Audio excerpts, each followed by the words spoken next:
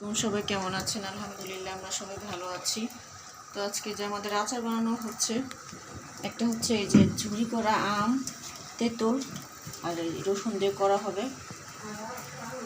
আরেকটা হচ্ছে আরেকটা জিনিস দেখা, একটা স্পেশাল, এটা কেউ করেন কি না অবশ্যই কমেন্টে জানাবেন। বলো। আরেকটা দেখাচ্ছি,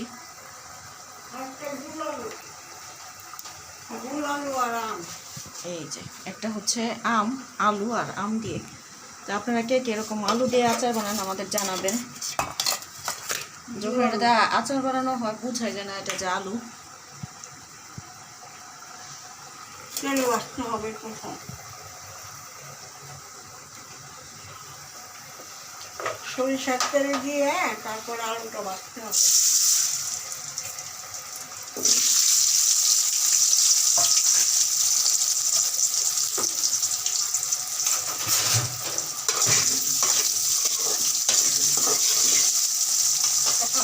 হালকা করে বাছতে হবে, হালকা লাল লাল করে ভাজতে হবে। আলুগুলো হালকা সিদ্ধ ভাপ দিয়ে নেওয়া হয়েছে না, ভাপ দিয়ে তারপরে ছিলে নেওয়া হয়েছে। একবার বানানো মিডিয়াম সিদ্ধ, একবার বানানো হয়েছিল ছিলকা সহ আর কি, এটা ফালানো হচ্ছিল না। এটা সব মিক্সড আচার। ওটা আর চালটা ছিল, বড়ই ছিল, তারপর তেঁতুল ছিল, ওটা বানিয়ে হচ্ছে। তো এবার আম দিয়ে বানাবে, ছিলে নিয়েছে। কারণ ওই ছিলকা শোটা থাকলে একটু খেতে কেমন লাগে, দেখা যায় তেল ওটা ভিজলে ছিলকাটা আলাদা হয়ে যায়, খেতে খারাপ লাগে। ওই জন্য ছিলে দিয়েছে। হালকা ভাজা হবে, এটা হালকা ভাজা হবে।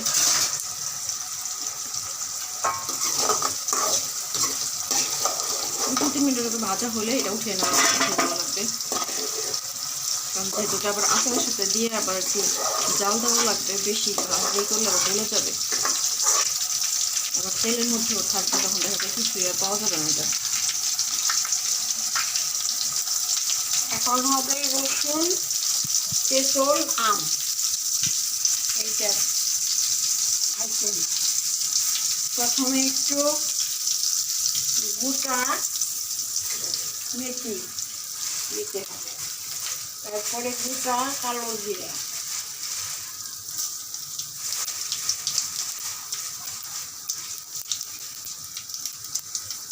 তারপর রসুন বাটা,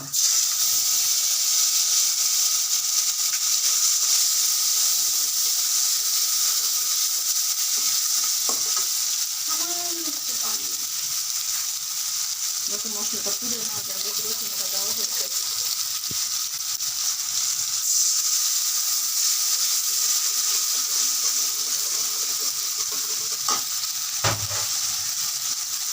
তেলের পরিমাণটা একবারে বেশি ভালো।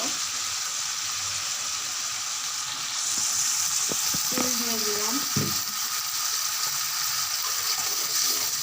এখন দিব মরিচ ফাঁকি, শুকনো মরিচের ফাঁকি। আপনারা চাইলে বাটাটা দিতে পারেন।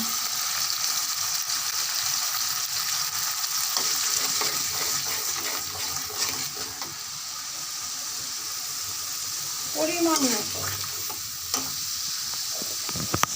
এটা ঝাল মিষ্টি হবে।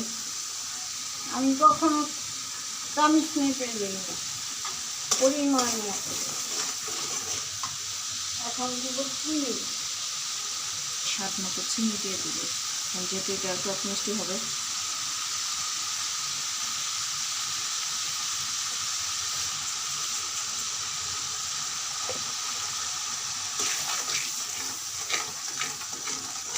পানির পরিমাণ খুবই কম দিতে হয়, পানি থাকলে এটা আচারটা নষ্ট হয়ে যায়।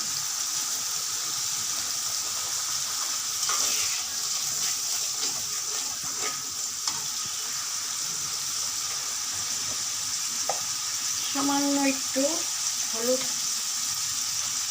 গুঁড়া, মরিচের গুঁড়া,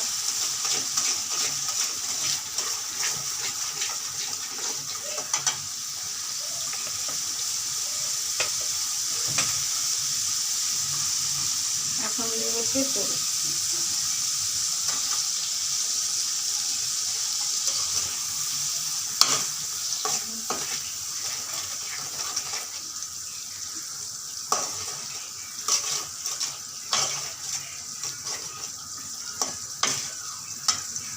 এখন চুলার তাপটা একটু বাড়ায় দিতে হবে, কারণ পেতলের গায়ে যে পানিটা থাকে পানিটা শুকাইতে হবে।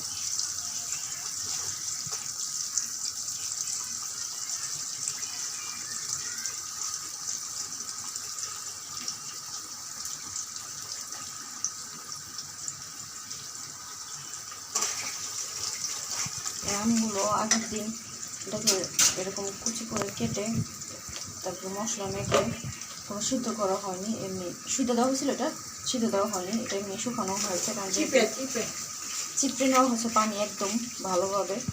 আপনারা চাইলে একটা সুতির কাপড় দিয়েও ভালোভাবে সুন্দর করে পেঁচিয়ে তারপরে এটার পানিটা শুকনো শুকনো করে নিতে পারেন।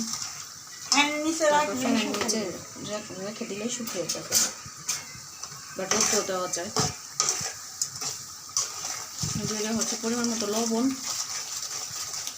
রসুনটা ছিলার পরে এই অল্প পানি দিয়ে একটু লবণ দিয়ে সিদ্ধ করে নিতে হয়, মানে একটু নরম।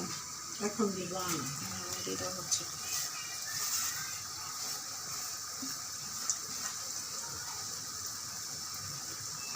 আপনাদের কাছে ভালো লাগে লাইক শেয়ার করুন,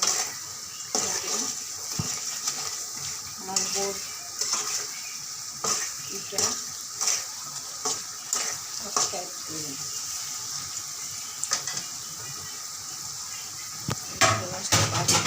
এখন পানি থাকলে তেঁতুলে পানি থাকে, ওই পানিটা যাতে একটু শুকিয়ে যায় এই জন্য বাড়িয়ে দেওয়া হয়েছে।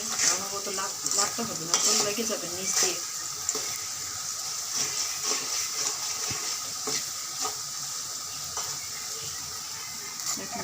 রসুন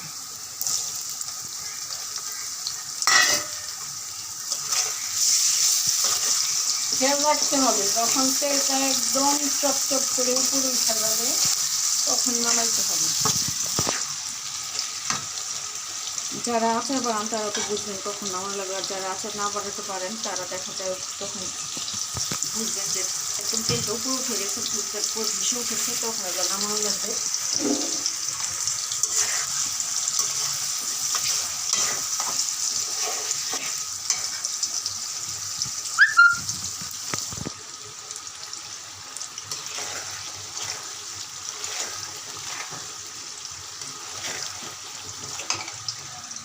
আমের সিজনে একদম একসঙ্গে মশলাটা করে রাখি।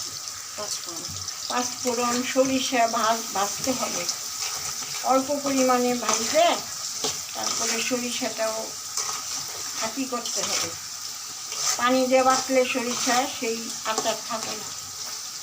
আমার এই আচার 2-3 বছরও নষ্ট হয় না। সরিষাটা ফাঁকি দিলে ভালো হয়, পাতায় দিতে অথবা ব্লেন্ডার করে।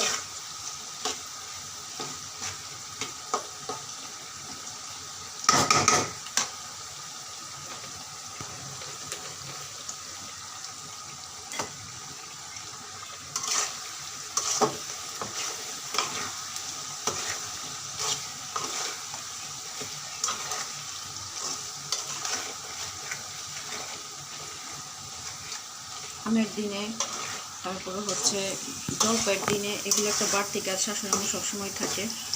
এই যে এখন আচার বানানো শুরু হয়ে গেছে। এবার আমাদের কাছে একটা আমও হয়নি, এত পরিমাণে মুকুল এসেছে। যদি থাকতো আপনাদেরকে তো বললাম, দেখিয়েছি যে কী পরিমাণে মুকুল এসেছিল, কিন্তু এখন একটা মুকুলও নেই।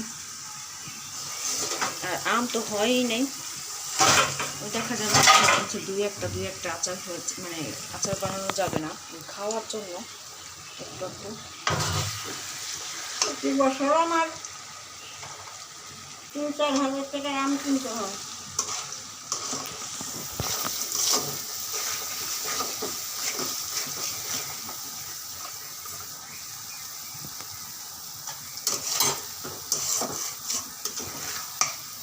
হয়ে গেছে, এটা হয়ে গেছে।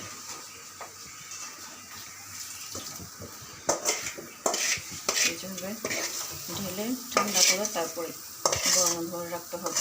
কাঁচা বয়াম ভরতে পারলে ভালো হয় প্লাস্টিক থেকে, কারণ যেহেতু এটা অনেকদিন রাখা হয়।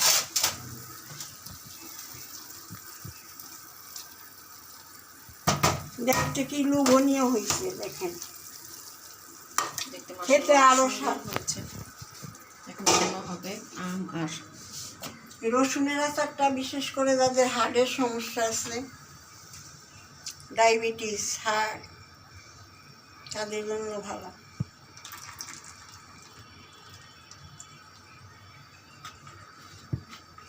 তেলের পরিমাণ বেশি লাগে। কৃপণ মানুষে আচার বানাইতে পারে না।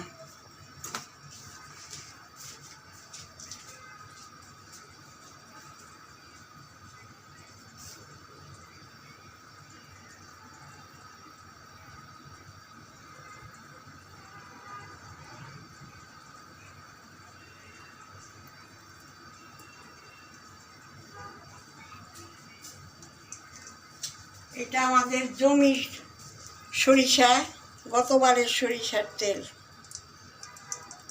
দেখেন কত সুন্দর আছে এখন।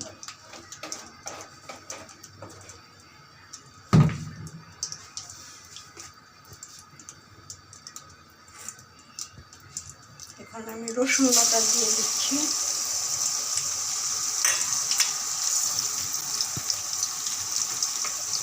এর মধ্যে আমি পানি দিব না, হলুদ মরিচ ফাঁকি,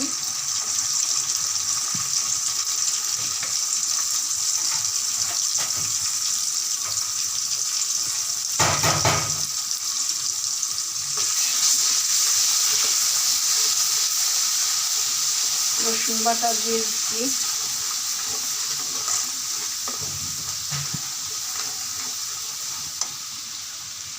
একটু শুকনো মরিচের ফাঁকি দিলাম, বেশি না, অল্প পরিমাণ। এখন আমটা দিয়ে দিব, দেওয়াও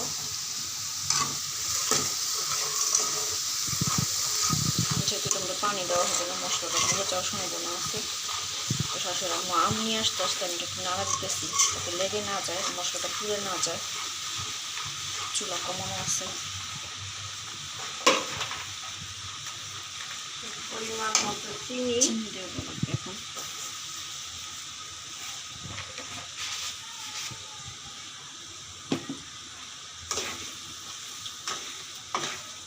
চিনিটা গলে আসলে আমটা দিতে হবে।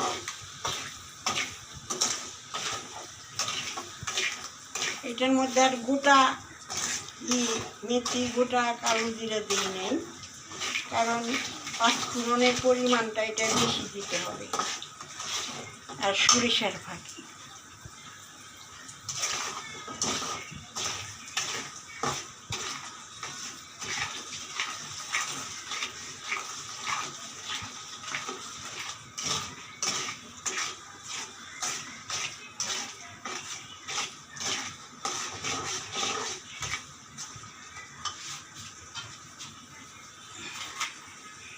এখন আমি আম দিয়ে দিচ্ছি।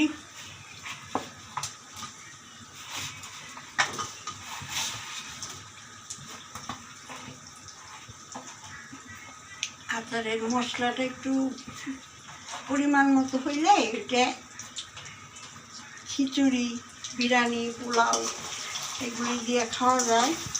মশলাটা খেতে ভালো লাগে।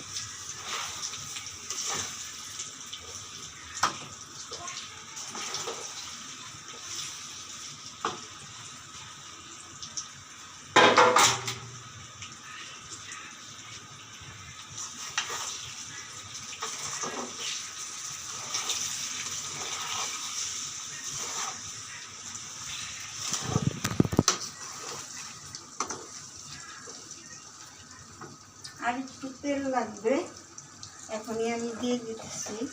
কাঁচা তেল দিলে পরে আচারটা ভালো হয় না।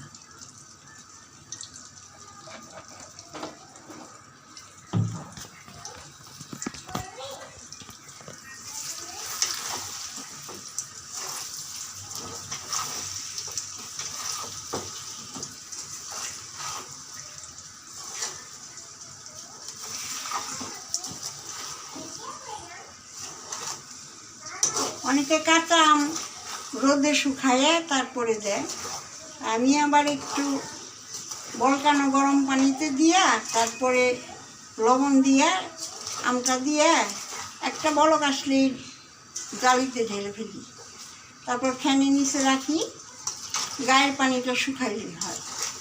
তাহলে সেই আচারটা আর শক্ত হয় না, খেতে ভালো লাগে। রোদে শুকাইয়া বেশি শুকাইলে সেই আচারটা শক্ত হয়ে যায়।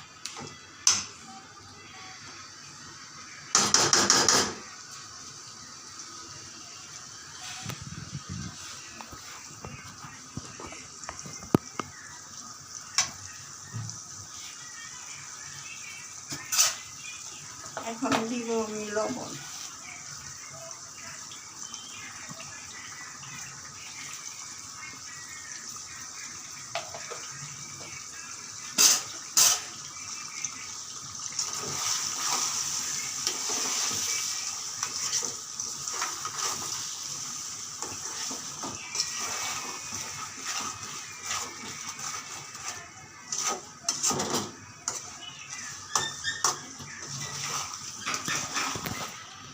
একটু ছিরকা দিয়ে দিলাম, পানি তো দিইনি, ছিরকা দিলাম। ছিরকা দিলে আচার ভালো থাকে।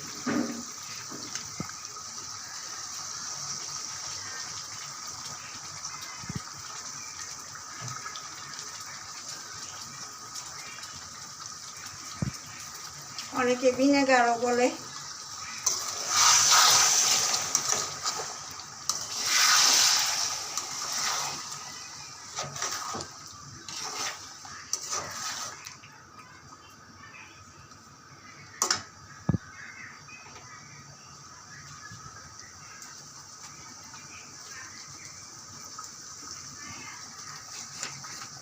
এখন দিব পাঁচফোড়ন আর সরিষা।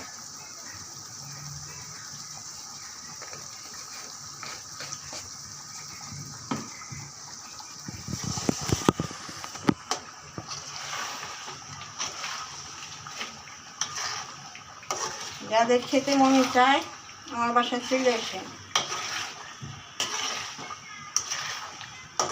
তো আপনারা যারা অনেকে কমেন্ট করেন, এর আগে আপু একটা কমেন্ট করেছে খিচুড়ি খাওয়ার জন্য, যে আপু আসবো কবে খিচুড়ি খেতে।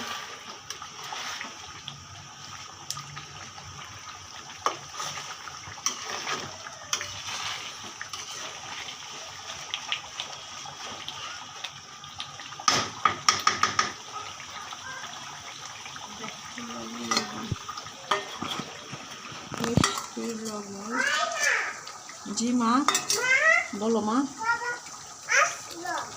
বাবা আসছে। হ্যাঁ বাবা এসেছে। ঠিক আছে ঠিক আছে, সব লবণ টবণ সব ঠিক।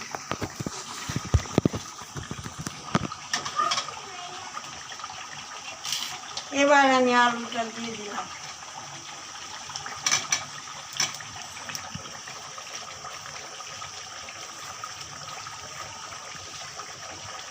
অনেকে হয়তো চিন্তা করবে যে আলুটা কি নষ্ট হয়ে যাবে। নষ্ট হবে না, আলু নষ্ট হবে না। গোল ছোটো আলু, এটা বোঝাই যায় না পরে যখন এটা আচার সাথে সেটা তেলে থাকে আর কি। আলু যে বোঝা যাবে, আলুর স্বাদ আলুতে। না তখন তো টক টক হয়ে যায় না, ভিতরে টকটা ঢুকে।